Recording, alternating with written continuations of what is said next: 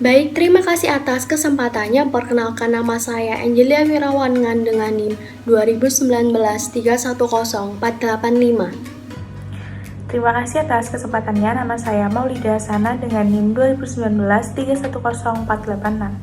Terima kasih atas kesempatannya. Perkenalkan, nama saya Eriskia Julian dengan nomor induk mahasiswa 2019-310491.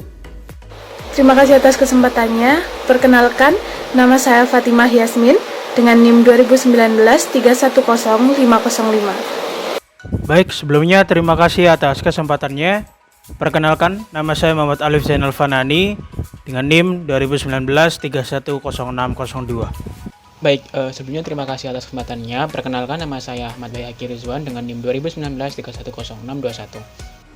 Sebelumnya, terima kasih atas kesempatannya. Perkenalkan, nama saya Ayu Nur Faiza dengan nomor induk mahasiswa 2019-310683 dan rekan saya. Terima kasih atas kesempatannya. Perkenalkan, nama saya Nidia Enda Arini dengan NIM 2019-310709.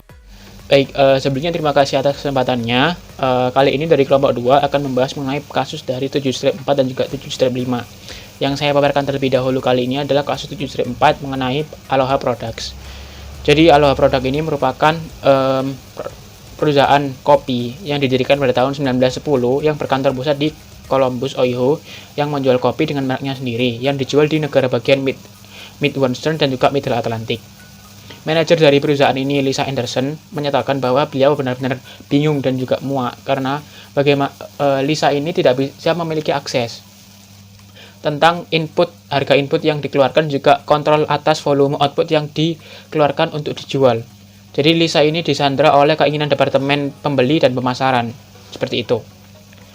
Lalu untuk penjelasan industri kopi sendiri, kopi dalam keadaan mentah juga disebut sebagai kopi hijau, yang terdiri atas dua biji jenis kopi, yaitu Arabica dan Robusta.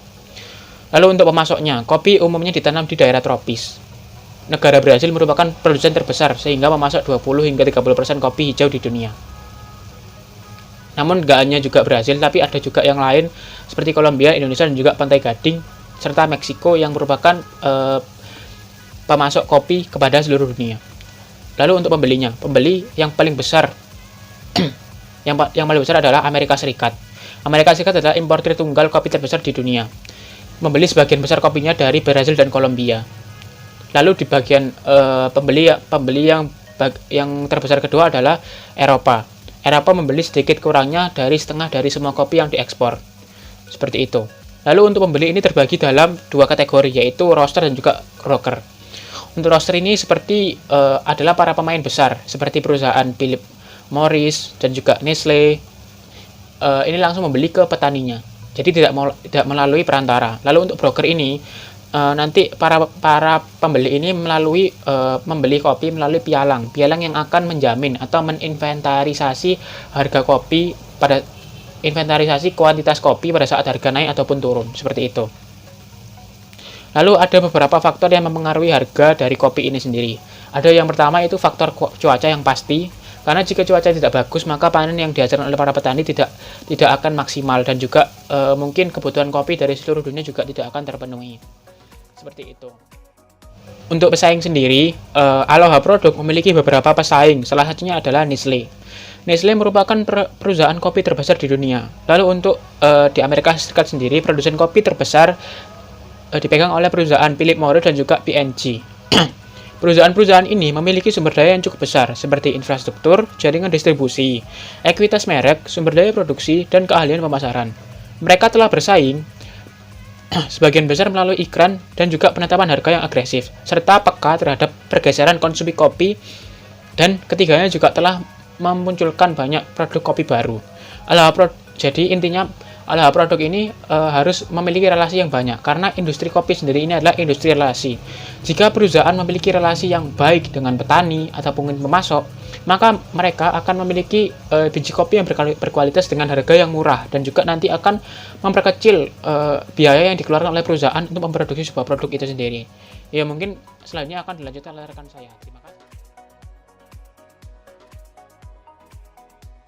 Baik, di sini saya akan menjelaskan mengenai Aloha Product. Aloha Product ini sendiri merupakan perusahaan yang bergerak di industri makanan olahan. Aloha ini memproduksi kopi seperti halnya Nestle dan P&G. Aloha yang berlokasi di Amerika Serikat ini mengambil bahan baku dari negara-negara tropis, misalnya Brazil dan Indonesia. Perusahaan-perusahaan sejenis Aloha ini dapat melakukan pembelian dengan berbagai cara. Perusahaan besar seperti Nestle akan melakukan impor kopi secara langsung dari negara penghasil kopi atau perkebunan kopi. Sementara untuk perusahaan dengan level bisnis yang lebih kecil akan melakukan pembelian kopi melalui broker atau perusahaan perdagangan.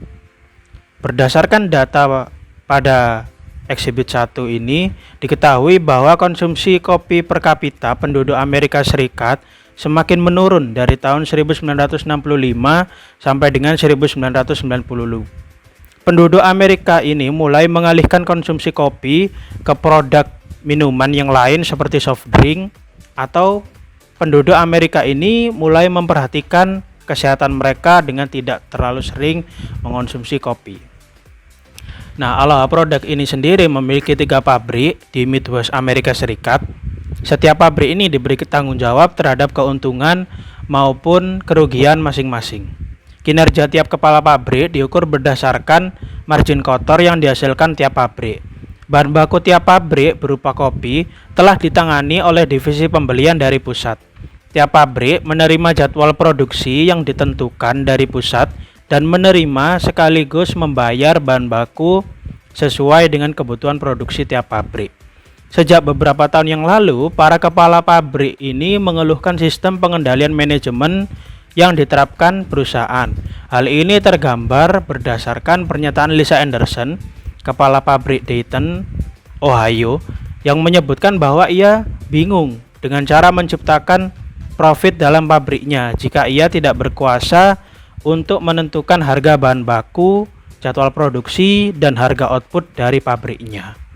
Berdasarkan kasus di atas, maka kita bisa mengetahui bahwasannya pembelian bahan baku, jadwal produksi, dan marketing tiap pabrik ini ditentukan oleh pusat. Dengan demikian, Aloha Products ini menerapkan sistem pengendalian sentralisasi. Dengan sistem pengendalian sentralisasi ini, Aloha menetapkan tiap pabrik sebagai profit center, bertanggung jawab terhadap keuntungan dan kerugian masing-masing. Dan kinerja tiap kepala pabrik ini diukur berdasarkan gross margin pabrik.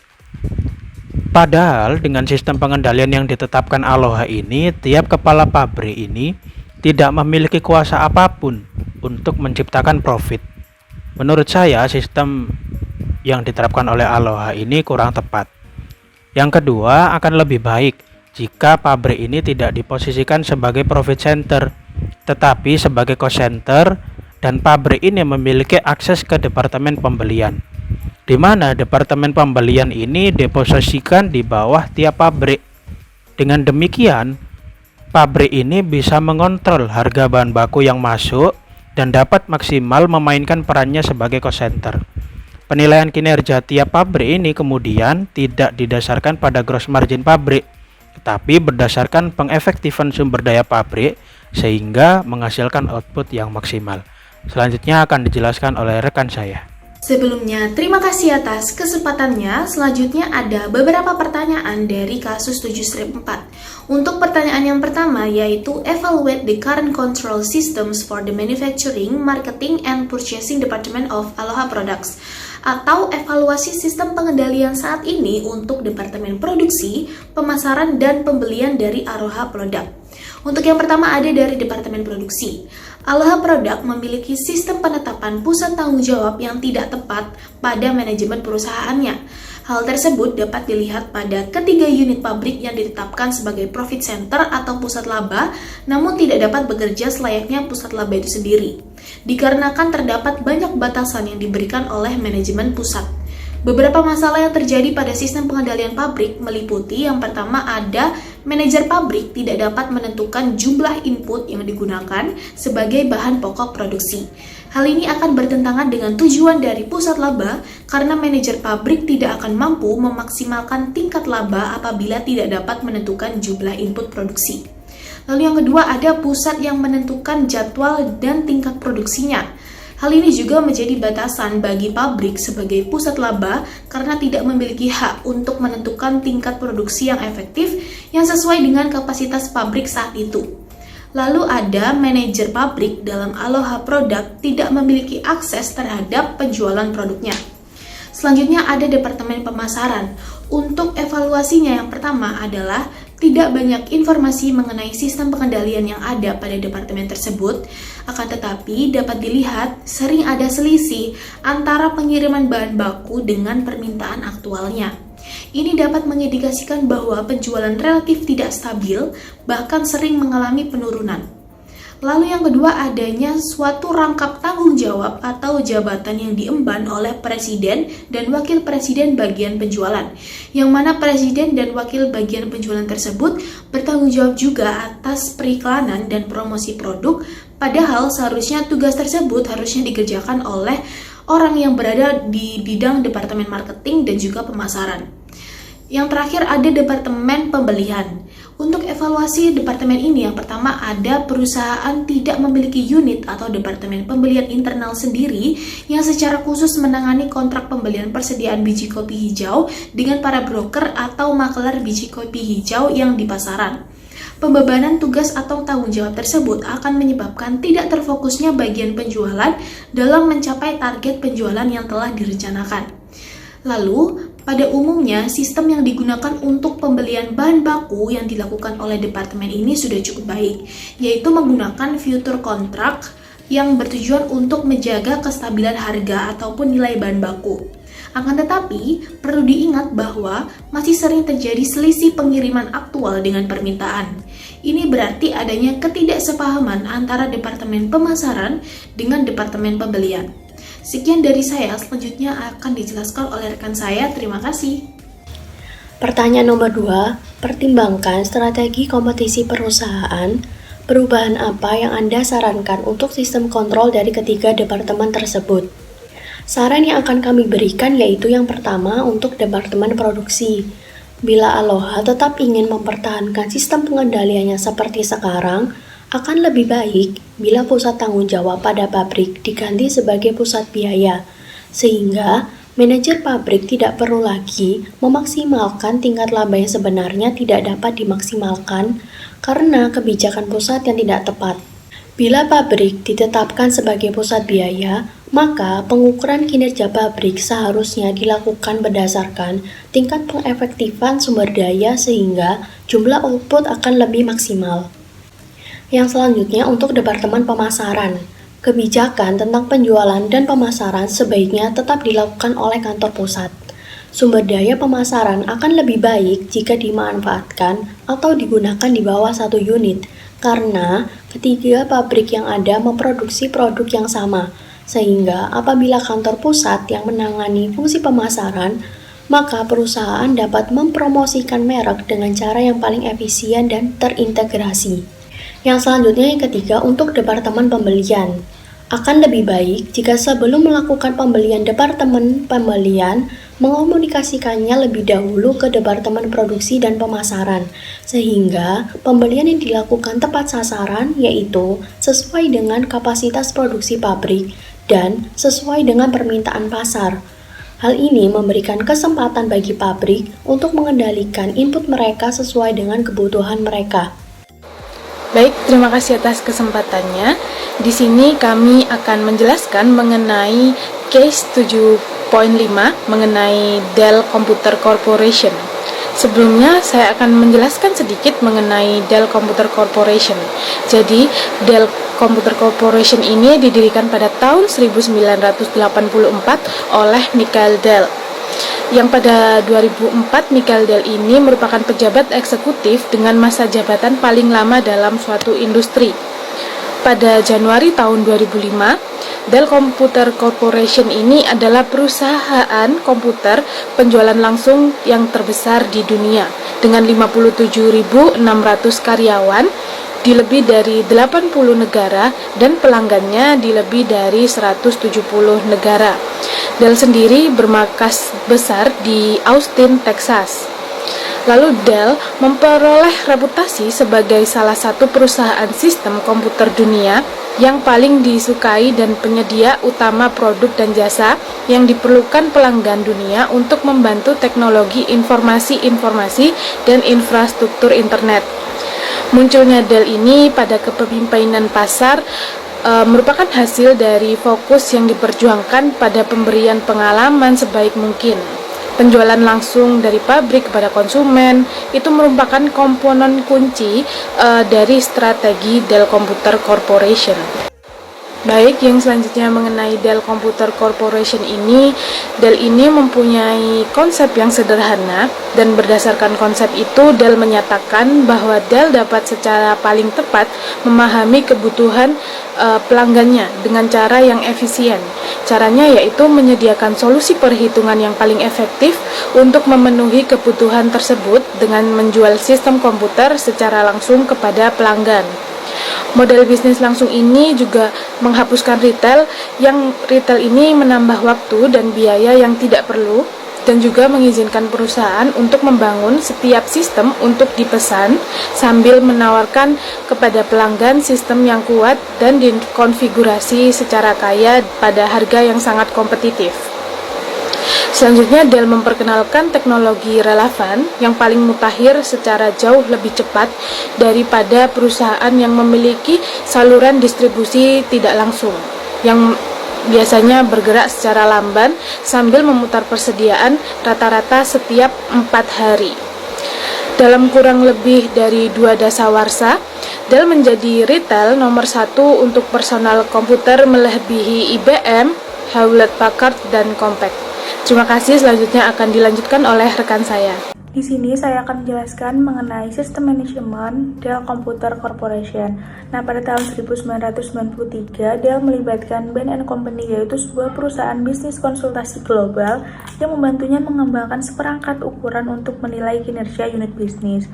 Nah, namun dalam implementasinya terdapat manajer dari Dell yang menentang penggunaan fakta dan data dalam pengambilan keputusan, sehingga ini mempersulit perusahaan. Nah, namun lambat laun Dell mengetahui kebutuhan untuk mempercepat laju bisnisnya. Dell mulai menelusuri dan secara sistematis mengurangi jumlah rantai nilai agar semakin efisien. Dell juga mulai mengambil pesanan dari pelanggan dan segera memenuhinya. Hal ini membuat pelanggan secara persis memperoleh konfigurasi yang mereka inginkan. Dell juga mengurangi kebutuhan biaya untuk pabrik, peralatan, serta R&D yang membuat Dell mengubah bisnisnya menjadi industri jasa. Tujuan keuangan utama yang mengarahkan evaluasi manajerial pada Dell yaitu berdasarkan pada pengembalian modal investasi. Scorecard yang dimiliki Dell ini meliputi ukuran finansial dan ukuran non-finansial. Ukuran finansial ini seperti harga jual rata-rata, biaya pembelian komponen, biaya penjualan, serta biaya administrasi, sedangkan ukuran non-finansial ini seperti persediaan komponen, persediaan barang jadi, dan akurasi permintaan kas. Nah, scorecard tersebut dihasilkan secara real time. Sekitar 2005, setelah 21 tahun beroperasi, Dell dapat menyesuaikan perusahaan dalam hal informalitas dan kecepatan. Dengan strategi tersebut dapat dijadikan sebagai keunggulan serta keuntungan kompetitif bagi Dell, sehingga proses pengambilan keputusan menjadi lebih teralokasi. Selanjutnya akan dijelaskan oleh rekan saya. Terima kasih. Sebelumnya terima kasih atas kesempatannya. Di sini saya akan menjawab pertanyaan yang pertama dari case Dell Computer Corporation. Pertanyaannya adalah apa strategi Dell dan apa dasar Dell ini membangun keunggulan kompetitif. Nah, dari kelompok kami telah menyimpulkan 4 strategi yang digunakan oleh Dell Computer Corporation. Yang pertama adalah diverifikasi, di mana perusahaan Dell ini telah menawarkan berbagai pilihan produk, seperti produknya ini adalah printer, proyektor, dan lain-lain. Nah, dari perusahaan Dell ini juga telah merencanakan untuk mengeksplor produknya seperti player musik digital, televisi layar data, kamera, dan printer. Sehingga dengan adanya tersebut itu, pangsa pasar Dell ini menjadi lebih luas dibandingkan dengan kompetitor di luar sana. Yang kedua, di mana perusahaan Dell ini telah mempunyai sistem order intake, yaitu merancang dan membangun produk sesuai dengan permintaan customer, sehingga pelanggan mendapatkan konfigurasi yang mereka inginkan. Nah, dengan adanya sistem tersebut, perusahaan Dell ini telah mengurangi biaya-biaya seperti biaya untuk pabrik, peralatan, energi. Lah, maksudnya itu perusahaan Dell ini akan memproduksi ketika terdapat pemesanan dari pelanggannya terlebih dahulu, sehingga dari perusahaan tersebut itu tidak memerlukan biaya penyimpanan persediaan. Biasanya kalau misalkan kita menyimpan itu di gudang itu terdapat biaya-biaya yang perlu dikeluarkan. Nah, kalau misalkan kita membandingkan dengan customer yang lainnya, kalau kita lihat di e-book itu ada perusahaan IBM dan HP itu membuat produknya itu untuk disimpan. Berbeda dengan perusahaan dari Dell ini. Nah, kemudian untuk selanjutnya terdapat diferensiasi produk, di mana produk yang mereka jual itu mempunyai komponen-komponen yang berbeda dengan kompetitor yang lainnya, seperti monitor, keyboard, memori, disk drive, dan lain-lainnya. Sehingga produk yang mereka jual itu berbeda dari para pesaing, karena sesuai dengan konfigurasi atau kebutuhan yang mereka inginkan. Yang keempat adalah supply chain, di mana perusahaan tersebut itu menjalin hubungan dengan supplier, sehingga perusahaan Dell ini akan menghapus retail dan mengirim secara langsung dari pabriknya ke pelanggannya secara langsung. Nah, dengan demikian proses operasional dari perusahaan Dell ini mulai dari pemesanan hingga perakitan itu dilakukan secara efisien dan lebih cepat. Demikian dari saya. Selanjutnya akan dilanjutkan oleh rekan saya. Terima kasih. Sebelumnya terima kasih atas kesempatannya. Di sini saya akan menjawab pertanyaan nomor 2 tentang kasus 7/5, yaitu How do Dell's control systems help execute the firm's strategy? Atau bagaimana sistem pengendalian Dell membantu mengimplementasikan strategi perusahaan tersebut. Nah, nantinya Dell ini akan menggunakan yang pertama, yaitu menggunakan fakta dan data dalam pengambilan keputusan harian. Nah, hal ini ditunjukkan oleh apa? Hal ini ditunjukkan oleh kerjasama yang dilakukan oleh Dell Company dan Bain Company dalam membantu Dell dalam mengembangkan seperangkat ukuran untuk penilaian kinerja unit bisnis itu sendiri. Nah, kemudian yang kedua, Dell nantinya ini menggunakan yang namanya scorecard yang meliputi ukuran finansial seperti harga jual rata-rata, kemudian biaya penjualan dan administrasi, kemudian biaya pembelian komponen maupun margin. Nah, atau bisa juga menggunakan ukuran non-finansial seperti persediaan komponen, kemudian persediaan barang jadi, kemudian umur piutang dagang, umur utang dagang, siklus konversi kas, dan sebagainya. Nah, nantinya penerapan scorecard ini itu dihasilkan secara real time, yakni bersamaan waktu dan peristiwanya, serta ukuran kinerja yang relevan dibagi menurut segmen pelanggan dan kategori produk maupun negara itu sendiri. Nah, sekian, terima kasih dari kelompok kami. Apabila ada salah kata maupun perbuatan, mohon dimaafkan. Terima kasih banyak dan wassalamualaikum warahmatullahi wabarakatuh.